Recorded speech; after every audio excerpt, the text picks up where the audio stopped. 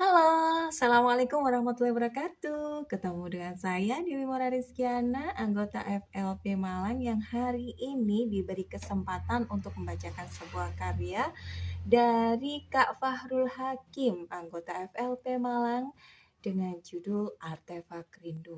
Maka saya ambil dari kumcernya Kak Fahrul Hakim dari buku yang berjudul Artefak Rindu dan kebetulan cerpennya judulnya sama, di mana ini saya bacakan sedikit ya. Kak Fahrul Hakim ingin merangkum petualangannya dalam khasanah karya sastra cerpen Indonesia tepat 10 tahun sejak beliau pertama kali memenangkan lomba menulis ya.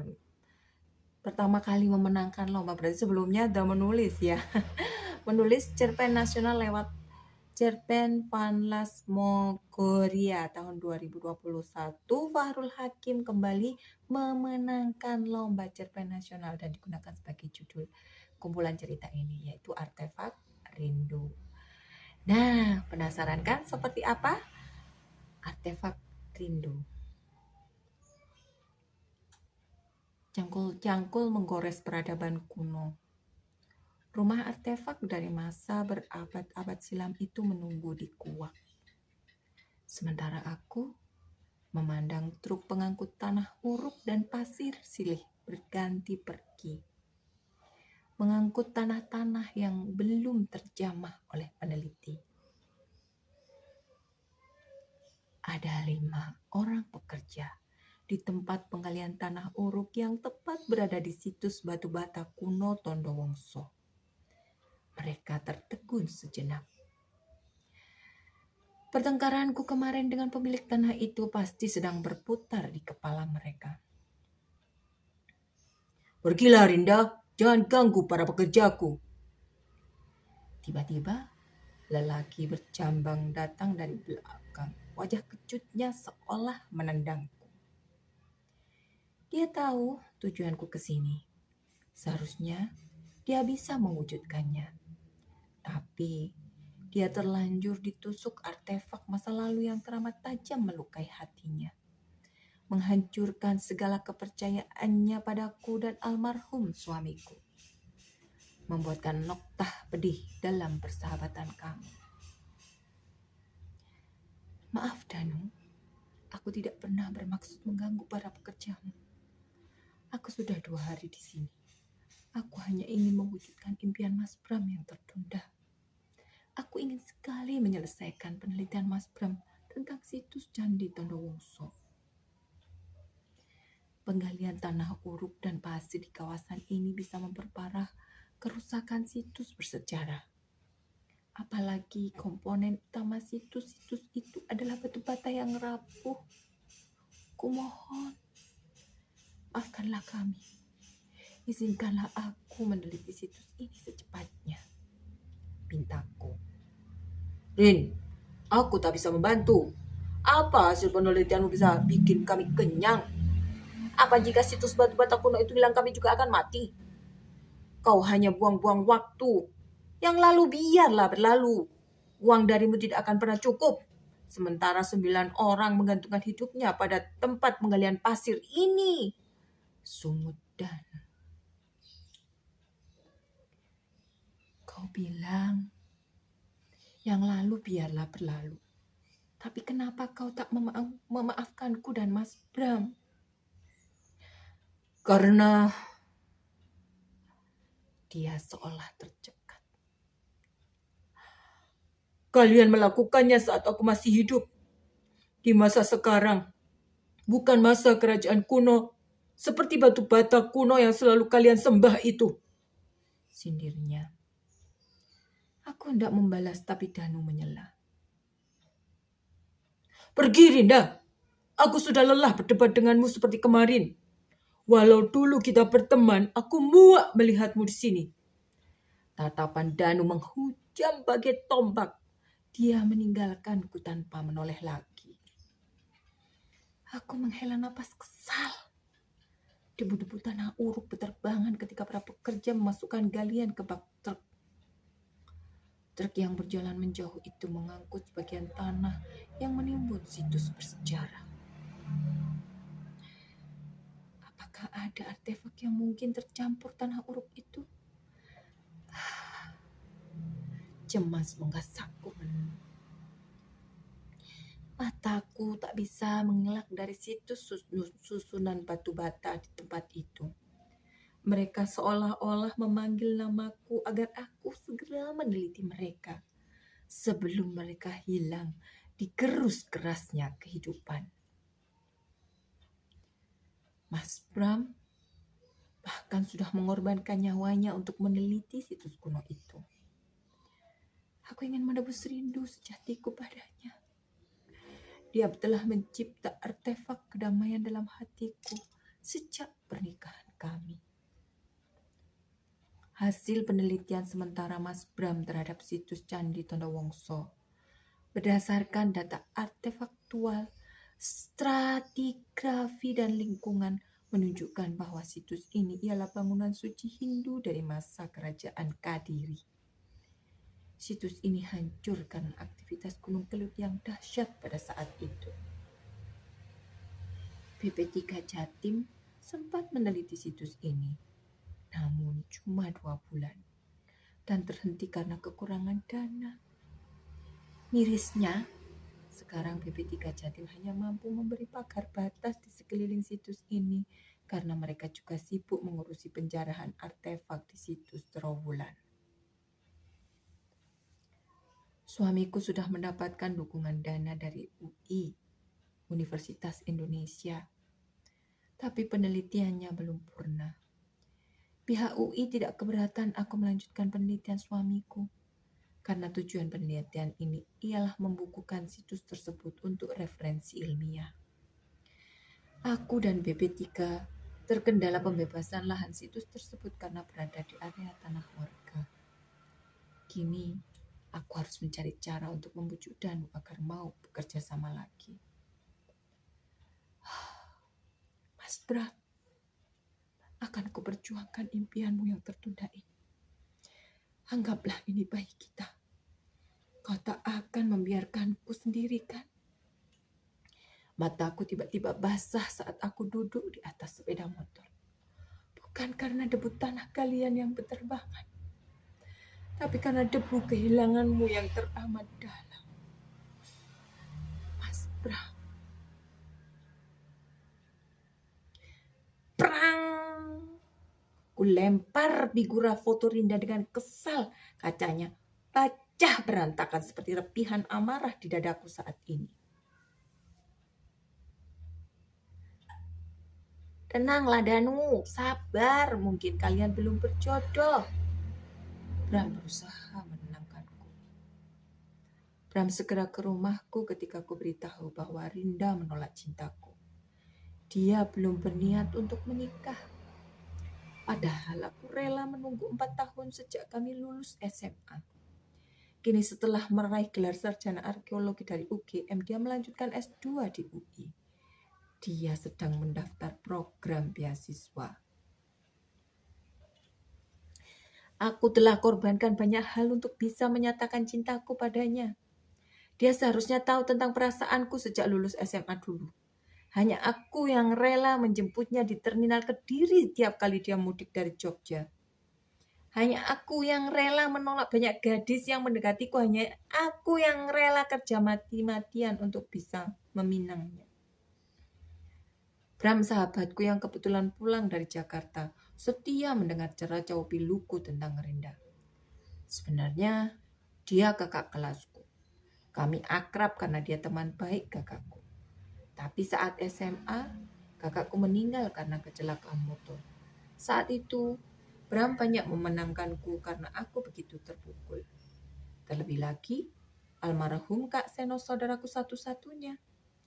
Sejak itu, Bram jadi dekat denganku. Bram sedang melanjutkan S2 di UI. Dia mudik ke Kediri dalam rangka penelitian tentang situs sejarah kuno di Kabupaten Kediri untuk tesisnya. Sejak dia kuliah S1 dan S2 di UI, kami jarang bertemu. Kadang hanya setahun sekali ketika lebaran saja.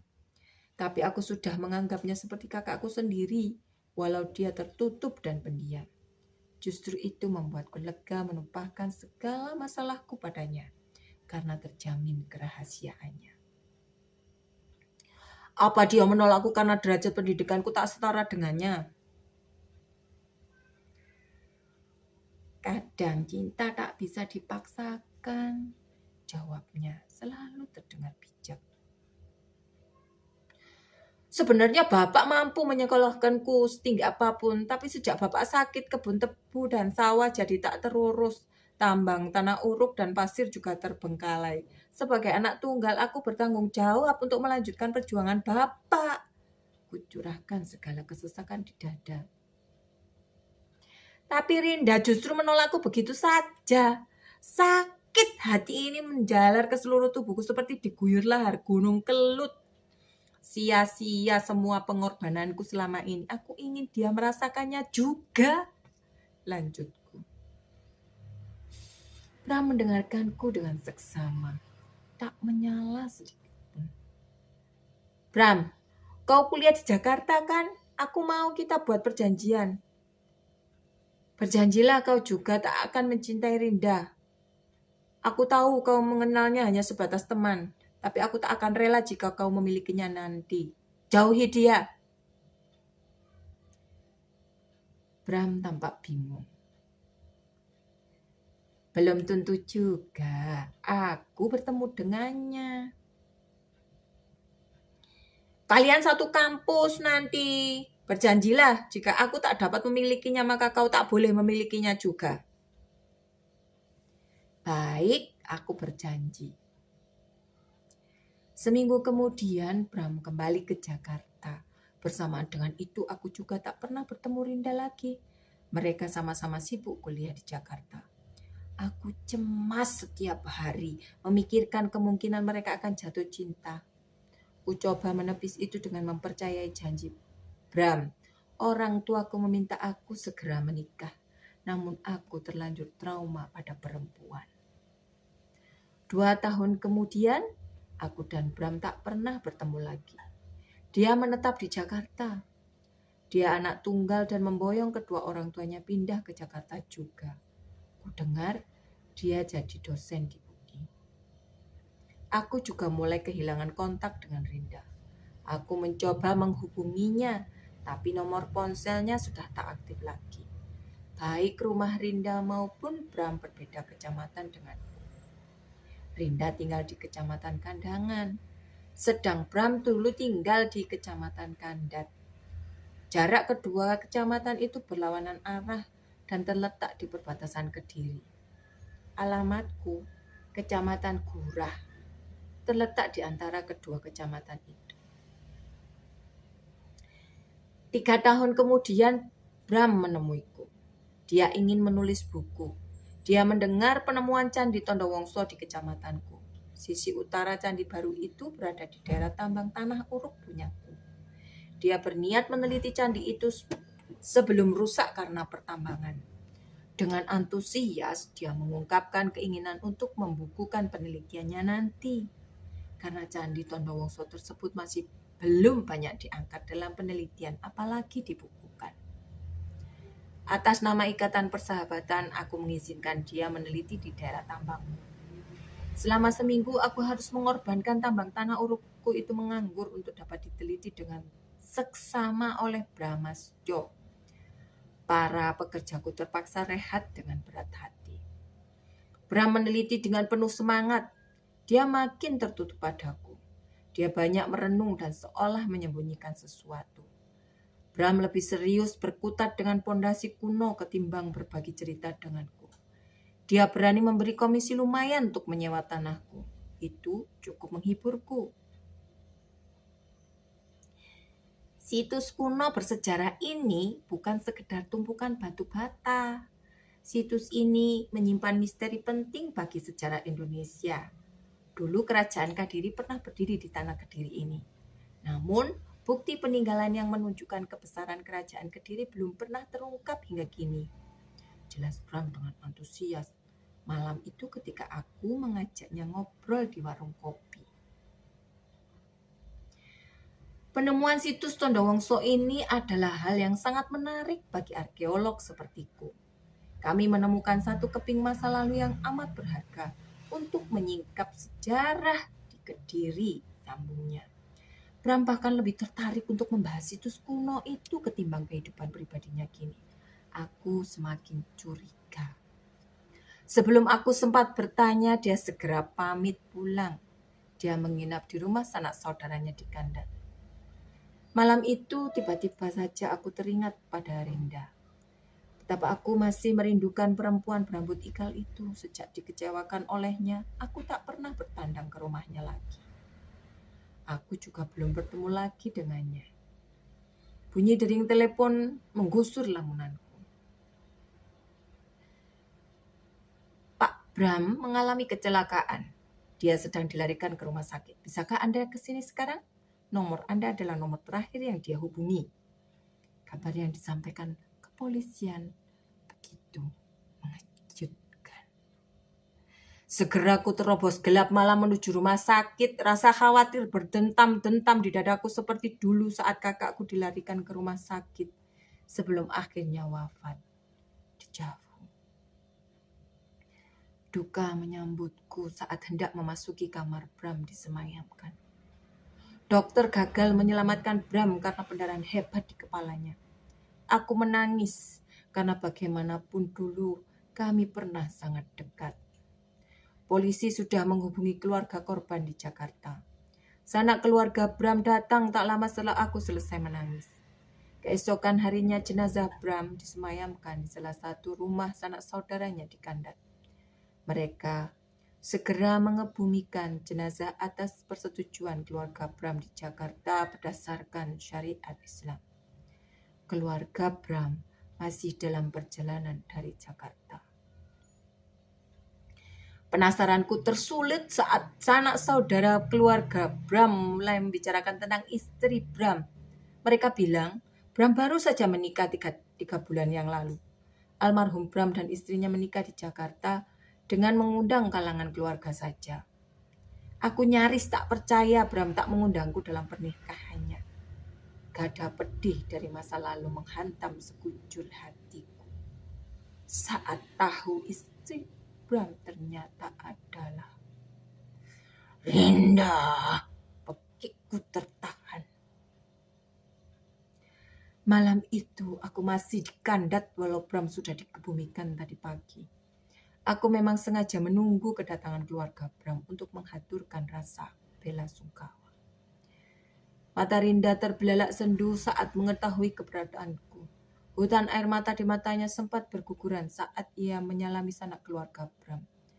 Ada spektrum kecewa yang merambat liar di celah-celah nafasku saat dia menghindari tatapanku.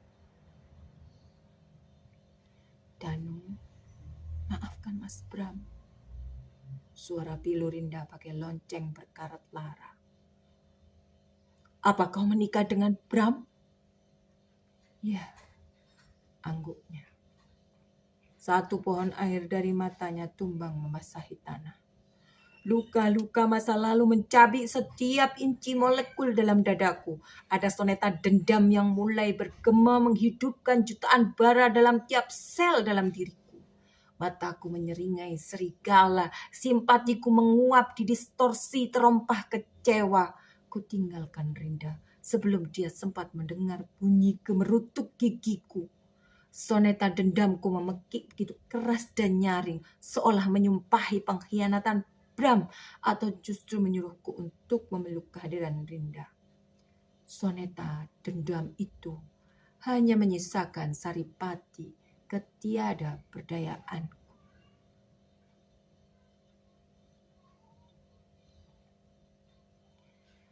Hentikan, jangan kali lagi, sakit, kalian melukai tubuhku. Sekumpulan batu bata yang rapuh, aku rindu tangan peneliti yang lembut itu. Dia mampu merawatku dengan baik. Mata cangkul itu begitu menyilaukan saat terangkat ke langit. Debu tanah galian terbang dari kulit tubuhku yang ringkih.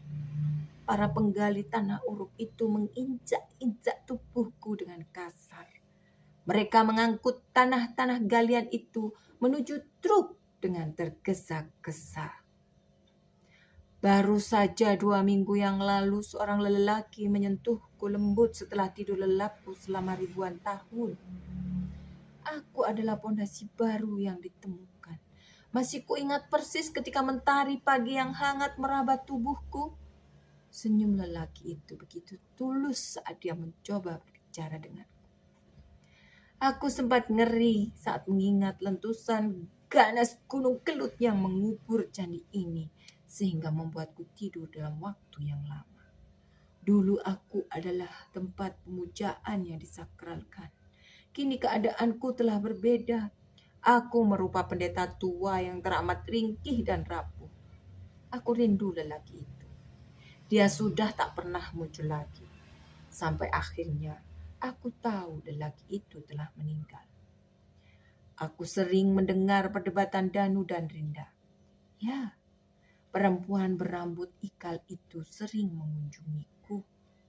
Dia beberapa kali mencuri-curi kesempatan untuk dapat membacaku. Dia sering berkaca-kaca melihat kondisiku yang teraniaya.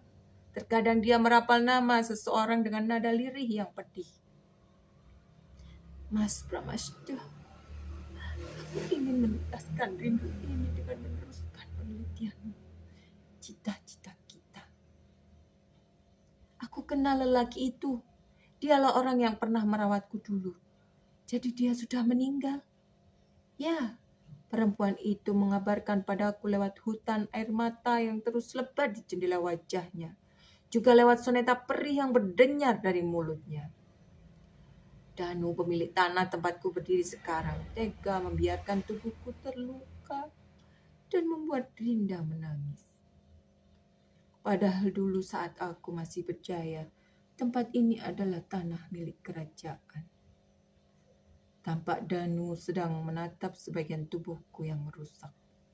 Aktivitas pertambangan sudah berhenti sejak 1 jam yang lalu. Gelagat Danu tampak gelisah, seolah menunggu seseorang. Rinda berjalan mendekati Danu dengan wajah gugup. Danu menoleh. Mereka bertatapan di bawah lembayung senja di atas tambang tanah uruk yang berada di situs bersejarah. Kau tahu, dulu aku dan Bram pernah membuat perjanjian saat kau menolak cintaku. Bram menenangkanku, tapi aku memintanya untuk menjauhimu juga. Dia berjanji tak akan memilikimu, karena aku juga tak bisa memilikimu. Dulu aku sangat percaya padanya karena menganggapnya seperti kakakku sendiri.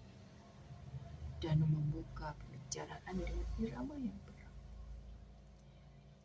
Ya, aku tahu. Mas Bram pernah memberitahuku. Dia juga tak pernah merencanakan untuk jatuh cinta padaku. Tapi ternyata dia menjadi dosen pembimbing tesisku. Cinta itu tumbuh tanpa bisa kami bendung. Kami sengaja menikah tanpa mengundangmu karena kami takut membuatmu terluka. Mas Bram belum siap menerima kemarahanmu. Pernikahan kami hanya digelar untuk keluarga 3 bulan yang lalu. Kata-kata perempuan bercampur soneta pilu berkecai dari bibir Ranu. Ingin sekali ku elus pundaknya agar ia tetap tegar. Inikah balasan Bram padaku setelah aku membantu penelitiannya? Ini juga salahku, Danu. Bukan salahnya. Aku yang memintanya segera menikahiku. Karena aku teramat mencintainya. Sejak pertama kali mengenalnya. Itulah sebabnya aku menolakmu dulu. Jelas Rinda. Seketika pohon air mata tumbuh lebat dari orbitnya lalu tumbang membasahi tubuhku. Sial, aku benci takdir. Danu menendang tanah di samping tubuhku dengan penuh kekesalan. Debu-debu berterbangan ke arah senja dengan dramatis. Maafkan kami, Danu. Ini memang salah kami. Tapi kami saling mencintai. Izinkanlah aku meneruskan penelitian almarhum Mas Bram. Karena inilah hal yang dapat menyempurnakan rasa rinduku padanya. Aku begitu gugup menunggu jawaban Danu. Air mata di pipi Rinda mulai berhenti menetesi tubuhku. Senja seolah enggan berganti rupa. Aku bersedia memaafkan kalian dan mengizinkan kau meneruskan penelitiannya. Tapi ada satu syarat yang harus kau penuhi. Apa? Bibir Rinda gemetar, cemas. Menikahlah denganku. Jawaban Danu bagai badai kecewa yang mengoyak tebing harapan. Aku sempat khawatir Rinda akan terhuyung pingsan mendengarnya. Tapi perempuan berdagu lebah menggantung itu tetap berdiri tegak. Hutan air mata Rinda jadi kian rimbun, menetas-netas membasahi batu bataku yang rapuh. Walaupun aku hanya seonggok pondasi batu bata kuno yang usang, bisa kurasakan betapa remuknya hati perempuan itu. Rinda menatap Danu sekilas. Lalu dia beranjak pergi, berlari menjauhiku yang melolong memanggil namanya. Walau ku tahu manusia tak bisa mendengarnya. Aku tahu Rinda bisa melestarikanku seperti almarhum suaminya. Pohon air mata berkelebat menapaki jejaknya. Danu terpekur. Dia jatuh terduduk. Spektrum pilu mulai memainkan soneta kekecewaan yang paling lara. Terima kasih. Assalamualaikum warahmatullahi wabarakatuh.